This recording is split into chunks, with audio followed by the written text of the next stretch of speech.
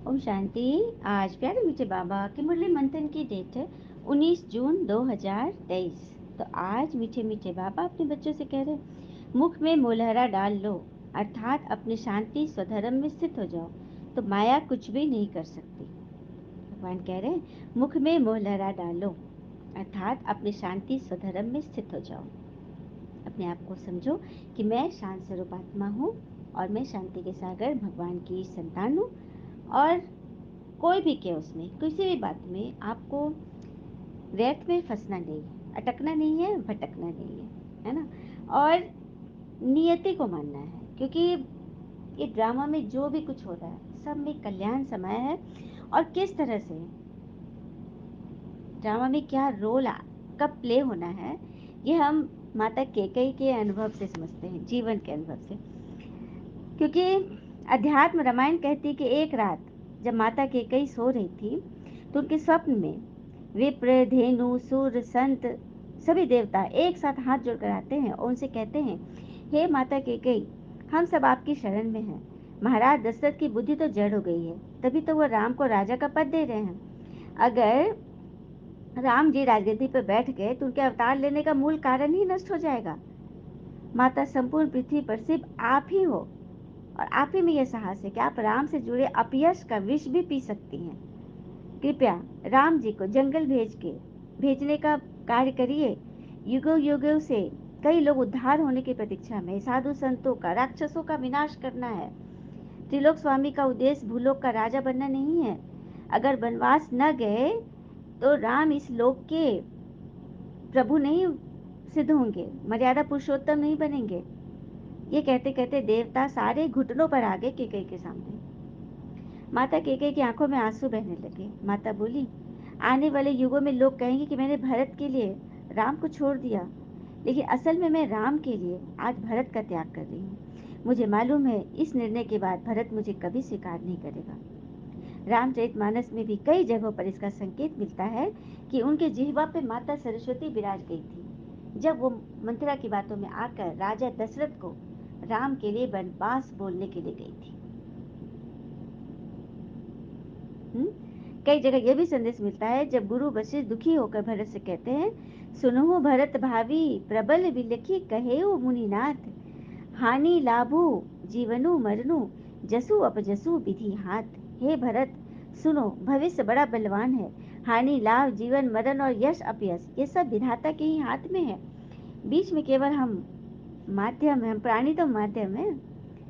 प्रभु इस लीला को जानते थे, इसलिए चित्रकूट में तीनों माताओं के आने पर राम जी सबसे पहले माता केकई के पास ही पहुंचकर प्रणाम करते हैं, क्योंकि उनको पता था कि केकई माता ही उनके उनके यश के लिए, खुद के लिए अपयश की प्राप्ति करी, मतलब अपने नाम को मिट्टी में मिलाया। राम जी को मर्यादा पुरुषोत्तम बनाने वाली ये माता केकई ही है।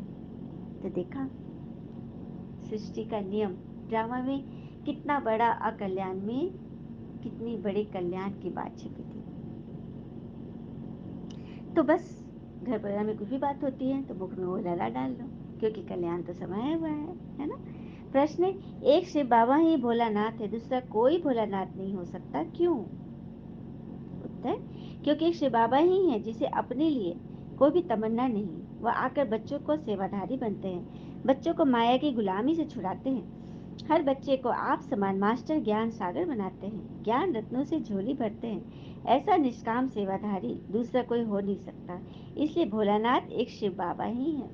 भोला है और नाथ देवों के देव हैं, हाँ, महादेव हैं और सारी सृष्टि के रचयिता नाथ प्रभु ईश्वर तो सिर्फ भोले बाबा ही है। गीत भी है, भोलेनाथ से निराला कोई और नहीं, ऐसा बिगड़ी बनाने वाला कोई और नहीं, भोलेनाथ से निराला कोई और। ओम शांति। भक्ति भाव में जो होकर गए हैं उनकी महिमा गाते हैं कि ऐसा था, जो यहाँ है उनको कहेंगे कि ऐसे हैं, शरीर छोड़ गए तो कहेंगे ऐसा था। सच बात है। वर्तमान में हम कहते हैं ना कि ये हो रहा है, जो बीत गया वो हुआ था, और जो आने वाला है कहेंगे ऐसा होगा। यही तो है। हाँ, जैसे किसी आत्मा का ऑपरेशन हुआ, अब उसको डॉक्टर ने बोल दिया है कि चेक करूंगा कि ये सक्सेसफुल होगा कि नहीं। अब 10 दिन 15 दिन में वो चेक करेगा, उसके पहले हम अपने मन को अभी से चेक कर ले, अभी से उसको साउंड कर ले कि मेरा ऑपरेशन तो सक्सेसफुल है, होगा या होने वाला है नहीं, मेरा ऑपरेशन तो सक्सेसफुल है। इस डंके की चोट पर अपने मन को हमेशा संभाल के रहना है ना। यही तो प्रैक्टिकल में हमें बाबा सिखा रहे हैं। और सब भक्तों का भगवान एक है, भक्तों का रक्षक व भक्तों की सदगति देने वाला, उसको ही तो जादूगर कहते हैं। गाया भी जाता है ना, सर का सदगति दाता। सर को सदगति अभी मिलती है, अभी मिलती है, क्योंकि सदगति दाता भगवान अभी आए हैं ना। तो मिलेगा तो अभी है। सबसे जास्ती महिमा भगवान की होती है, क्योंकि पहले पहले वही आते हैं। भक्ति माने पहले पहले शिव बाबा की पूजा शुरू होती है। सबसे पहले शिवलिंग की पूजा होती है ना। उसके बाद देवी देवताओं की नंबरवार मूर्तियां बनती है और फिर उनकी पूजा होती है। बाबा कहते हैं जो बुद्धिमान बच्चे अच्छी रीति समझ सकते हैं, जिनको ज्ञान की कंठी पड़ी हुई है सब पैरट्स, तोते। कोई को अच्छी कंठी रहती है, कोई तो कुछ भी नहीं समझते, कबूतर है। तोते को सिखलाया जाता है, वह रिपीट करते हैं, कबूतर सीख नहीं सकते। अमरनाथ में कबूतर को दिखाया गया है ना। अमरनाथ में अमरनाथ बाबा ने जो पार्वती को सुना रहे थे, तो कबूतर सुन रहे थे ना। तो इस तरह से कबूतर से पैगाम पहुंचाते हैं, तोते जो सुना वो रिपीट करते हैं। तो बाबा कबूतर और तोता हम बच्चों को कह रहे हैं, कबूतर सीख नहीं सकते, बस सुनते हैं, और तोते क्या करते हैं, सीख लेते हैं, रिपीट करते हैं, धारणा नहीं करते। तो क्या हम बच्चे वैसे हैं? हाँ, अपने भी चेकिंग करें। बाबा है रूप बसंत, बाबा ने समझाया है इनका कोई बड़ा रूप नहीं है। कोई पूछे शिव बाबा का रूप क्या है, तो समझाना चाहिए ना। शिव बाबा का रूप है निराकार ज्योति बिंदु, जो आत्मा का रूप है वही शिव बाबा का रूप है। हाँ, उनका नाम ही है भोलानाथ, वो बहुत भोलानाथ है, अपने लिए एक कौड़ी की भी तमन्ना नहीं रखते, कुछ नहीं चाहिए बाबा को। सत्युग स्वर्ग तक हमें गेट तक छोड़ देते और फिर अपने घर चले जाते हैं, वानप्रस्थी हो जाते हैं। और भोलानाथ भगवान ही है सबकी झोली भरने वाला। शिव के आगे नहीं कहेंगे झोली भर दो, क्योंकि समझते हैं वो तो निराकार है। शंकर के आगे झोली ले जाते भरने के लिए, विष्णु और ब्रह्मा के पास भी नहीं जाते, शंकर जी के पास जाते हैं, क्योंकि शिव और शंकर को मिला दिया है। ये बहुत बड़ा रहस्य है कि शिव और शंकर दो हैं। शिव है पिता और शंकर जी है उनके बच्चे, इसलिए शंकर जी के पास झोली लेके जाते हैं, विष्णु और ब्रह्मा के पास नहीं जाते हैं, क्योंकि एक कर दिया ना। शिव बाबा ही झोली भरते, भोलेनाथ वही है, लेकिन भक्ति में दोनों को मिला दिया है। यही तो भेद है जो सबको बताना है। फिर बाबा कहते हैं त्रिमूर्ति का स्टैम्प भी बनाते हैं, उसमें फिर शेर दिखाते हैं, नीचे लिखा है सत्यमेव जयते। ऐसे ठीक है, सिर्फ शिव का नाम निशान नहीं रखा है, सत्यमेव जयते जानवर के नीचे नहीं लिखा जाता है। सत्य तो एक बाबा ही है ना। हम्म सत्य कौन है? बाबा है। तो निराकार शिव का चित्र होना चाहिए ना, उसके नीचे लिखना चाहिए ना सत्यमेव जयते। जो सच्ची कथा सुनाकर हमको विजयी बनाते हैं। ये सब बातें तुम अच्छी रीति समझते हो, तुम मास्टर नॉलेजफुल बनते जाते हो। जैसे नॉलेज सुनना शुरू किया है, इनकी सब मुरलियाँ रखे तो सारा मकान ही भर जाए। कितने कागज खलास करते हैं, हाँ बच्चे कितनी पढ़ाई पढ़ते हैं, तभी तो ये झाड़ वृद्धि को पा रहा है ना, देवी कुल का झाड़ बढ़ रहा है ना। और कहते हैं ना कि हमें कितना जीना है यह हमारे हाथ में नहीं है, लेकिन कैसे जीना है यह तो हमारे हाथ में है। और यही कैसे की विधि तो हमें भगवान इस मंथन से सुनाते हैं। बच्चे जानते हैं माया के तूफान तो बहुत आते हैं, मुँह लड़ा मुँह में पड़ा हो तो माया कुछ नहीं कर सकती। बाबा को याद करना बहुत सहज है। हम आत्मा है, आत्मा कहती है मेरा स्वधर्म है शांत, हम सब परदेसी हैं, इस माया के देश में आते हैं। एक गीत है ना, ओ दूर देश के रहने वाले। सब आत्माएं दूर देश की ही रहने वाली है, क्योंकि आत्मा दूर देश परम धाम से आती है ना, तो दूर देश की राही हो गई ना। भगवान भी आते हैं तो आत्माएं भी आती है ऊपर से नीचे अवतरित होकर। नॉलेजफुल भगवान को कहा जाता है। फिर कृष्ण के ऊपर कलंक लगा देते हैं, वास्तव में वह श्री कृष्ण के ऊपर नहीं लगाते, बाबा के ऊपर लगाते हैं। पहले दादा के ऊपर कलंक लगता था।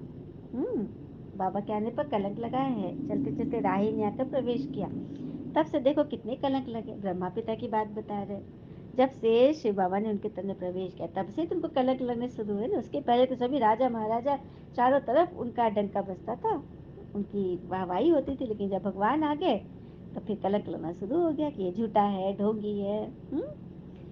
तो बाबा आकर पत्थर बुद्धि से पारस बुद्धि बना रहे थे, कब्रिस्तान से परिस्तान बना रहे। यहाँ तो घड़ी घड़ी काल खाकर कब्र दाखिल कर देता है। काले मृत्यु होते रहते ना घड़ी घड़ी।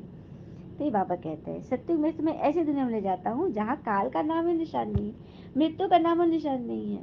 तो वैसी दुनिया में चलना है ना, तो उसके लिए पुरुषार्थ बाबा सिखा रहे हैं। और भक्ति का फल ये भगवान स्वयं से मिलाने आ गए हैं। बाबा कहते हैं भक्ति का पाठ पूरा हुआ। पूरा हुआ क्योंकि भगवान आ गए ना। बाबा कहते हैं जो कुछ भी तुम्हारा है वो सब कुछ सफल करो, तन मन धन संबंध संपर्क सब सफल करो, क्योंकि समय ऐसा आएगा कि वही बात है, स्लोगन है ना, किसकी दबे देगी धूल में, किसकी राजा खाए, किसकी चोर लुटे, सफल उसका होगा जो ईश्वर अर्थ लगाए।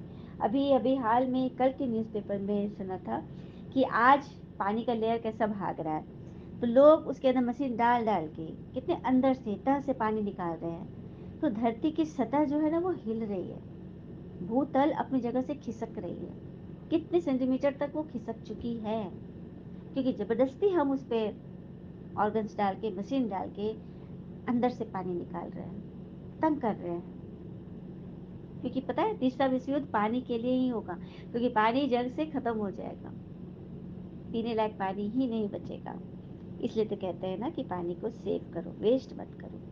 एक एक बूंद पानी का भी अगर आपने व्यर्थ किया है तो उसका आपको चुकाना पड़ेगा। इसलिए व्यर्थ बंद, जरूरत पर करो और कम नहीं करो। तो ये रहस्य है। बच्चे जब शांत में बैठते हैं तो हमेशा स्वधर्म में बैठो, बाबा कह रहे हैं। बाबा को याद करना है, शांति के लिए कोई जंगल में नहीं जाना पड़ता है। कोई भी आए तो तुम समझा सकते हो, शांति तो गले का हार है, तुम ढूंढते कहाँ हो। हाँ, शांति में ही रहना है ना।